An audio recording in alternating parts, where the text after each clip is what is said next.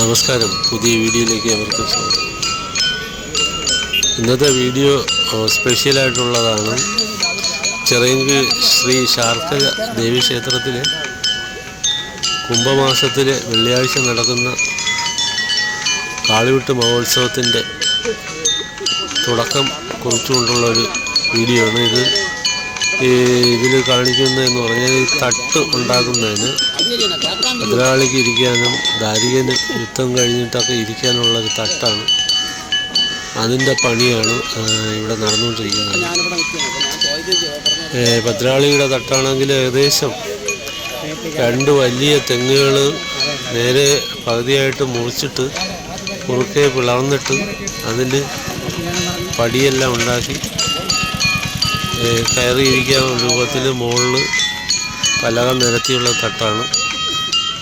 ഈ ഏണി ഉണ്ടാക്കി വയ്ക്കുന്നത്. ആ ഏണിയുടെ പടികൾ ഏകദേശം 20ഓളം വരും. അപ്പോൾ നിലത്തിപ്പോര് കഴിഞ്ഞാൽ ഭദ്രാളി കയറിയിരുന്ന് വിശ്രമിക്കുന്ന ഒരു തട്ടാണിത്. അതുപോലെ തന്നെ ദാരികനും വിശ്രമിക്കാനുള്ളൊരു തട്ട് അടയ്ക്കാമരത്തിലുണ്ടാക്കിയതാണ്. അത് ഭദ്രാളിയുടെ തട്ടിൽ നിന്നും ഏകദേശം 200 മീറ്ററോളം ദൂരെയാണ് ഈ ദാരികൻ്റെ തട്ട് ഉണ്ടാക്കി വെച്ചിരിക്കുന്നത്. ചരിത്രപരമായിട്ട് പറയുകയാണെങ്കിൽ ഇത് യുദ്ധമാണ്. ഒരു ഭയങ്കരമായിട്ടുള്ള ഘോര യുദ്ധത്തിന് ശേഷം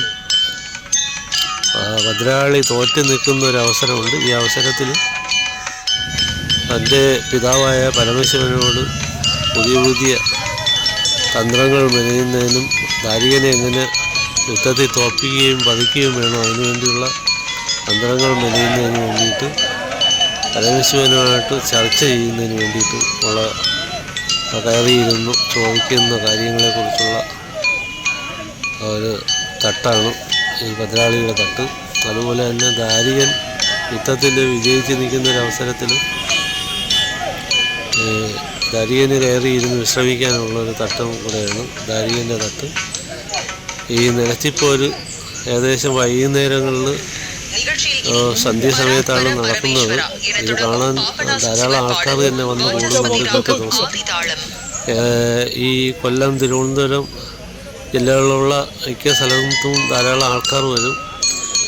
10,000-കണക്കിന് ആൾക്കാരായിരിക്കും പങ്കെടുക്കുന്നത്. അപ്പോൾ ഭദ്രാളിയെ കാണാനും ദാരികനെ കാണാനും ഒക്കെ ധാരാളം ആൾക്കാർ വരുന്നുണ്ട്. ഇവിടെ പ്രധാനമായിട്ടുള്ള കാര്യം എന്ന് പറഞ്ഞാൽ വെറ്റല എറിയുന്ന ഒരു സമ്പ്രദായമാണ്. അതുപോലെ തന്നെ കൊഴുന്ന് വെറ്റില ഇവിടുത്തെ പ്രധാന ഒരു വഴിപാട് പോലെ ആൾക്കാർ വാങ്ങുകയും ഭദ്രാളിക്കും ദാരികനും ഈ വെറ്റിലയും കൊഴുന്നും എല്ലാം വരെ കിരീടത്തിൻ്റെ മുകളിൽ കൂടെ എറിയുന്ന ഒരു സമ്പ്രദായമുണ്ട്.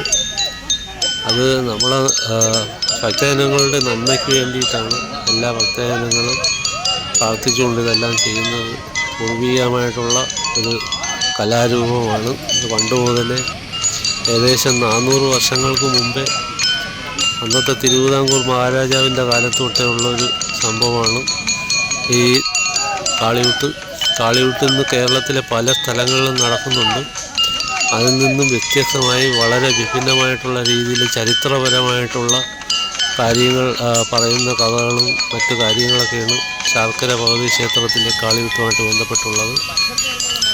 അപ്പോൾ ഈ കാളിവിട്ടിനെ കുറിച്ചുള്ള ഒരു ചെറിയ വീഡിയോ കണ്ട് ഇഷ്ടപ്പെട്ടാൽ നിങ്ങൾ എല്ലാവരും ഒന്ന് സപ്പോർട്ട് ചെയ്യുക. പുതിയ വീഡിയോയ്ക്ക് കാത്തിരിക്കുക. ഈ കാളിവിട്ടുമായിട്ടുള്ള വീഡിയോ തന്നെയാണ്. നിലത്തിപ്പോരും ഇവിടുത്തെ മറ്റു കാര്യങ്ങളെക്കുറിച്ചുള്ളൊരു വീഡിയോ ഉടനെ തന്നെ വരുന്നതാണ്. നിങ്ങൾ സപ്പോർട്ട് ചെയ്യുക. വീണ്ടും കാണും വരെ നന്ദി, നമസ്കാരം.